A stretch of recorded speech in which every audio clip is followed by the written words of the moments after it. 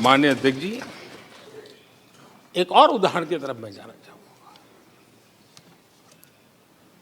इस कोरोना काल में मेड इन इंडिया वैक्सीन तैयार हुई।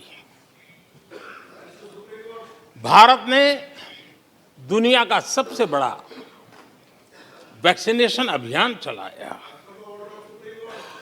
और इतना ही नहीं, अपने करोड़ों नागरिकों को मुफ्त वैक्सीन के टीके लगाए। इतना ही नहीं,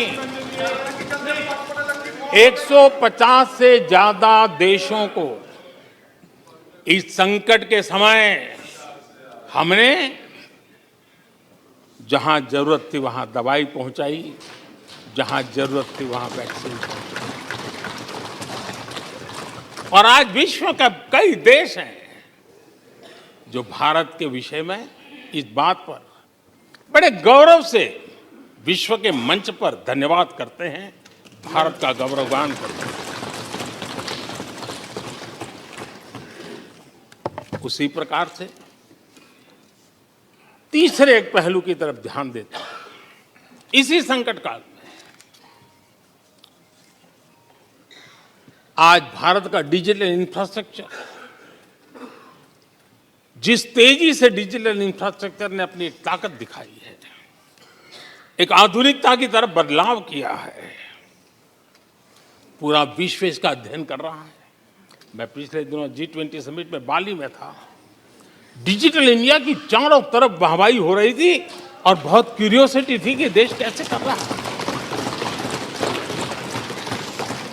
कोरोना काल में दुनिया के बड़े बड़े देश, समृद्ध देश अपने नागरिकों को आर्थिक मदद पहुंचाना चाहते थे, नोटें छापते थे, बांटते थे, लेकिन बांट नहीं पाते थे।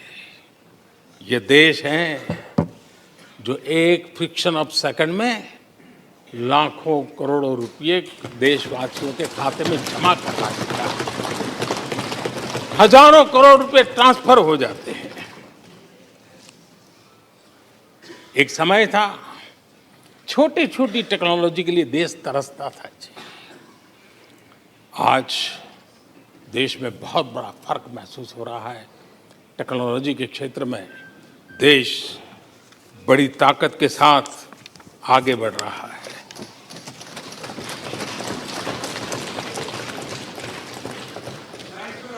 कोविन, दुनिया के लोग अपने वैक्सीनेशन का सर्टिफिकेट भी दे नहीं पाते जी। आज वैक्सीन लो, हमारे मोबाइल फोन पर हमारा सर्टिफिकेट दूसरी सेकंड पे अवेलेबल है। ये ताकत हमने दिखाई है। माननीय अध्यक्ष जी, भारत में नई संभावनाएं हैं। दुनिया को सशक्त वैल्यू और सप्लाई चेन, उसमें आज पूरी दुनिया ने, कोरोना कालखंड ने सप्लाई चेन के मुद्दे पर दुनिया को हिला के रख दिया है। आज भारत उस कमी को पूरने की ताकत के साथ आगे बढ़ रहा है। कईयों को ये बात समझना बहुत देर लग जाएगी। भारत आज इसी दिशा में एक मैन्युफैक्चरिंग हब के रूप में उभर रहा है और दुनिया भारत की समृद्धि में अपनी समृद्धि देख रही है। माननीय अध्यक्ष जी, निराशा में डूबे हुए कुछ लोग इस देश की प्रगति को स्वीकार ही नहीं कर पा रहे हैं। उन्हें भारत के लोगों की उपलब्धियां नहीं दिखती है। अरे 140 करोड़ देशवासियों के पुरुषार्थ और प्रयास का परिणाम है, जिसके कारण आज दुनिया में डंका बजना शुरू हुआ है। उन्हें भारत के लोगों के पुरुषार्थ और परिश्रम से प्राप्त उपलब्धियां उनको नजर नहीं आ रही हैं। माननीय अध्यक्ष जी, पिछले 9 वर्ष में भारत में 90,000 स्टार्टअप्स और आज स्टार्टअप की दुनिया में हम दुनिया में तीसरे नंबर पर पहुंच चुके हैं। एक बहुत बड़ा स्टार्टअप इकोसिस्टम आज देश के टायर 2, टायर 3 सिटीज में भी पहुंच चुका है। हिंदुस्तान के हर कोने में पहुंचा है। भारत के युवा सामर्थ्य की पहचान बनता जा रहा है। माननीय अध्यक्ष जी, इतने कम समय में और कोरोना के विकट कालखंड में 108 यूनिकॉर्न बने हैं।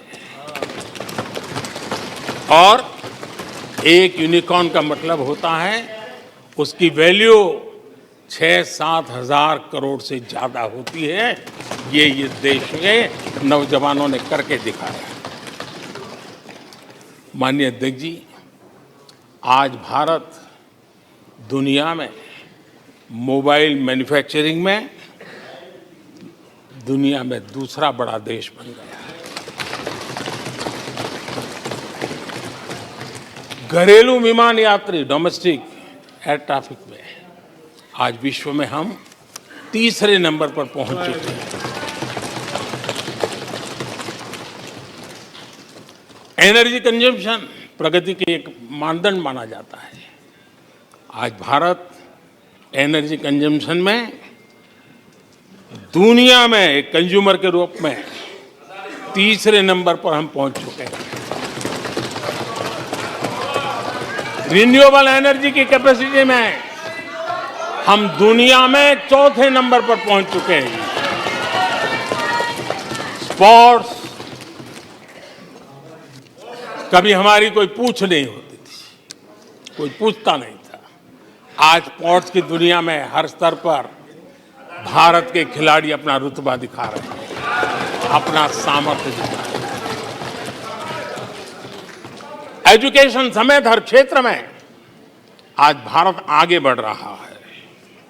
पहली बार, माननीय अध्यक्ष जी, गर्व होगा, पहली बार हायर एजुकेशन में एनरोलमेंट वालों की संख्या 4 करोड़ से ज्यादा हो गई।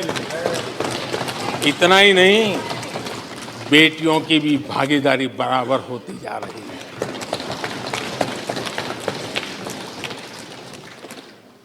देश में इंजीनियरिंग हो, मेडिकल कॉलेज हो, प्रोफेशनल कॉलेजेस हो, उसकी संख्या बहुत तेजी से बढ़ रही है। स्पोर्ट्स के अंदर भारत का परचम ओलंपिक हो, कॉमनवेल्थ हो, हर जगह पे हमारे बेटे, हमारी बेटियों ने शानदार प्रदर्शन किया है। माननीय अध्यक्ष जी, किसी भी भारतीय को ऐसी अनेक बातें मैं गिना सकता हूं। राष्ट्रपति जी ने अपने भाषण में कई बातें कही हैं। देश में हर स्तर पर, हर क्षेत्र में, हर सोच में आशा ही आशा नजर आ रही है।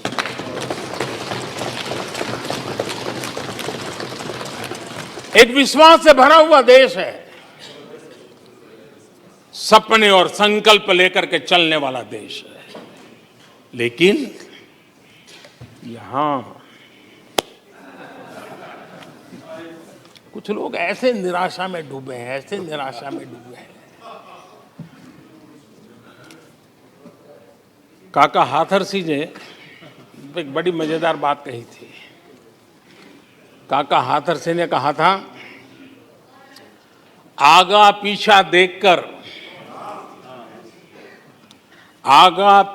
देखकर क्यों होते गमगीन, जैसी जिसकी भावना वैसा दिखे सिंध।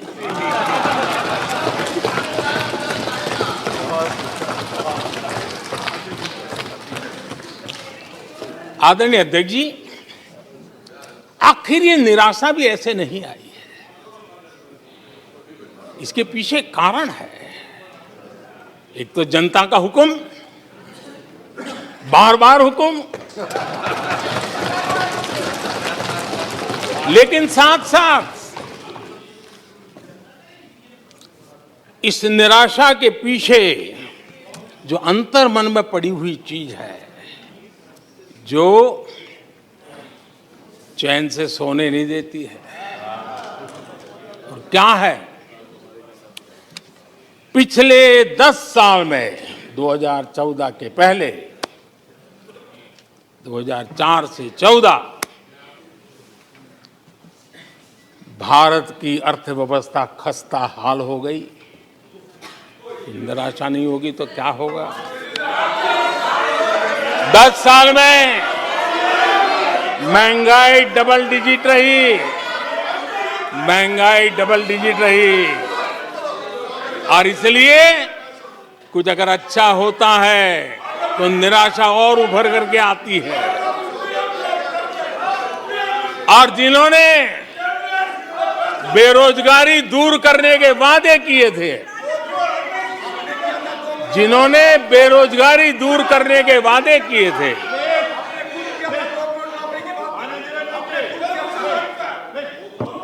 माननीय अध्यक्ष जी, एक बार जंगल में 2 नौजवान शिकार करने के लिए गए